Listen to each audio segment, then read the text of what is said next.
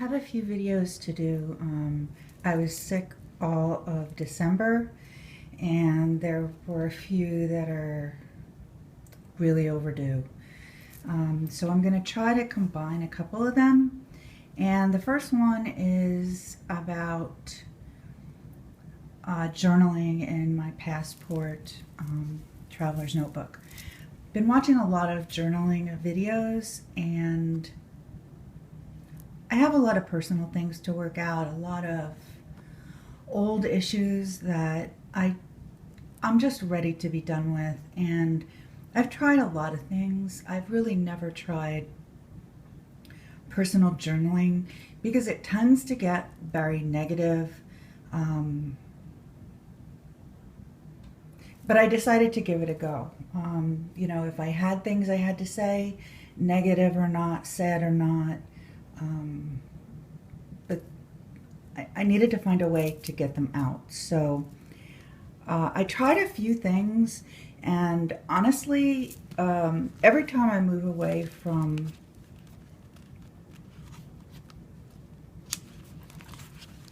the Midori Traveler's Notebook grid, I stopped journaling. And I tried some bigger formats. I tried some slightly bigger formats. I even tried a slightly bigger, probably A6 Clairefontaine notebook that was grid, and I love the paper, and it just doesn't work for me. I think, well, this is too small for, you know, a heavy-duty journaler because she'll be going through pages like crazy. For somebody who's a little intimidated by journaling or doesn't write a ton, this is probably a really good option. It seems right now to be my only option because whenever I move away from this, I stop. So I did want to say this insert, I ordered this insert, there are a lot of places to get this insert, but I ordered this insert on Rakuten, and it was really weird. I mean, I got it, I didn't like the paper, it wasn't the Midori paper. I actually thought maybe I had gotten a counterfeit product, and so I ordered one, I think from Goulet Pens, and it's the exact same notebook. Exact same paper. When I did a little more research, I found that there is another insert, I think that is blank, and I can't remember what it's called, but I will link it below, that says it's the original Midori paper. So I'm not 100% sure when this paper changed, but it is changed. It still takes pen really well. It still takes brush pen. I mean, it takes a lot of stuff well. It just doesn't feel as good. It's not as smooth. It was enough to make me think that this wasn't a real Midori. And, but it turns out it is. So, okay. So I have this for, you know, difficult issues I want to work out, and dreams, and you know, all kinds of things like that. And this got really negative. So I wanted to do something on the positive side. And at the end, or no, mid-December, I saw that Marie Kondo had come out with 2 new books. They're sort of not getting great reviews, particularly this one. But I just really think they are what they are, and if you buy them expecting something else, you know, you'll be disappointed. This is a journal.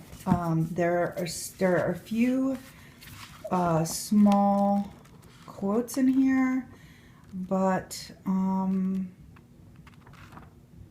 essentially, it's a 3-year journal. Let me see if I can get a good picture here. So you have, you know, January 4th, and then you have an option for 3 different years, and it goes to end of the year. So I think that it's really nice for a 3-year journal. There are a lot of multi-year journals. They tend to be 3, 5, and 10-year journals, and they can be really pricey. Hang on, let me look how much this is. Oops, I'm still looking. Just a sec, guys. I don't even know what I'm showing you here. Okay, so I bought this on Amazon. I bought it on pre-order, and it is $11.87 on Prime.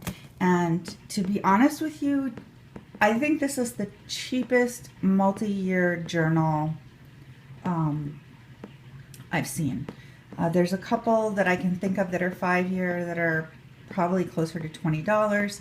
And when you get up into 5 and 10-year journals, I mean, they can be $30, $40. So I think this is really nice. The paper is okay.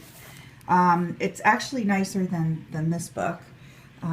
It's smooth. I haven't pen tested it. I've just started doing it.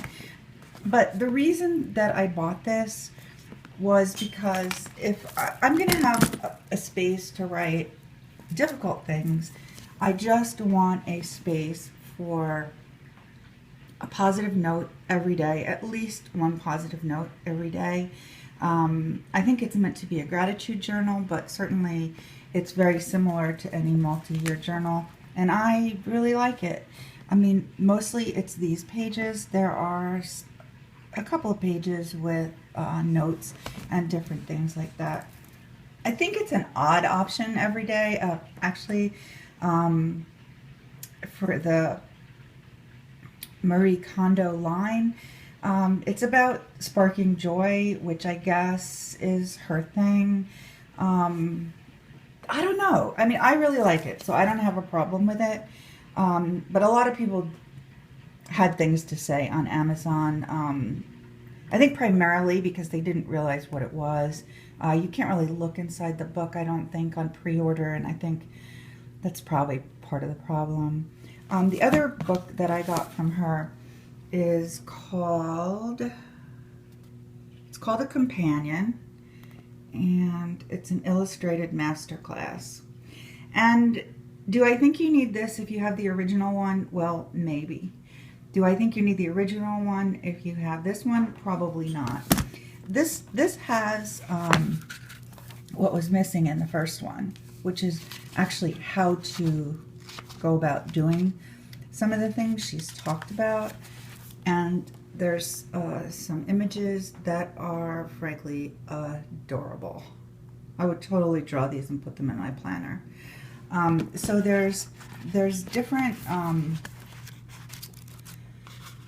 I'll show you the table of contents.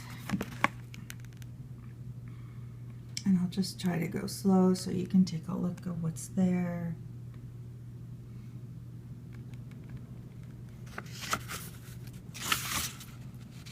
I mean, it's good. I mean, it's pretty extensive. As you can see, there's a lot of topics. And there's also an index in the back. So if you just want to look up something by, like, what to do with certain things, you've got that. So I think that was missing from the first book.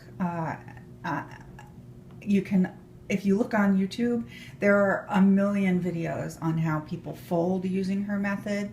I think she did describe it, as I recall, she did describe it, but it wasn't really a visual thing. And I think doing things in a different way that you've never done before, some people have a very hard time learning how to do something like that, just reading it.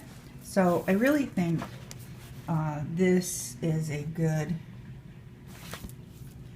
like I said, I think if you have the first book, do you need this book? Maybe not, but I think it's, I needed it.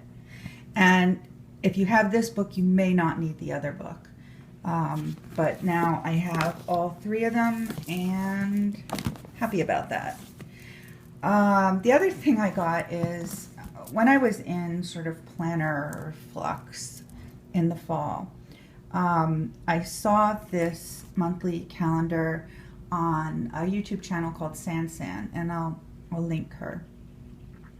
She does some planner videos, and she does a lot of traveling. It's really interesting. She goes a lot of places and does sort of like a, vlogs. I think she's gone to Singapore. I think she's gone to Japan. I think she's in Malaysia, I think. And I think she went to China. So she goes all these places, and she, buys different things, and she'll show that. But she also shows the areas and the restaurants, and I really like it. I really like her planner stuff too, if you haven't seen it. And she had this Disney princess, I'm sorry, I know there's glare, diary. And she had Cinderella, and I got Snow White. I didn't have an option. The place I got it, you sort of got a, random choice. But the thing about this is it's very similar to the Hobonichi Weeks, except it's a monthly version. And then the rest of it, with the exception of some information packages at the back, you see there's a lot of different pages at the back. The rest of it is grid paper with all kinds of Disney princesses on the back. And there's like a lot of it, actually. I think probably at least half, maybe more than half of the notebook are very much like the weeks. Where are we? Let me see where it goes until...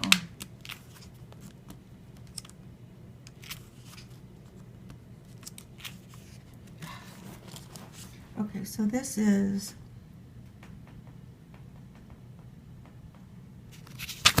So it goes to January 2017.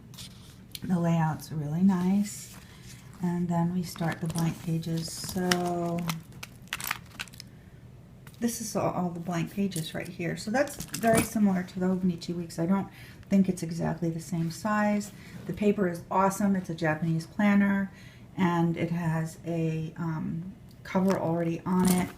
And there's a slide pocket on each side, and I just wasn't sure what I was going to be using, wasn't sure what I was going to be doing.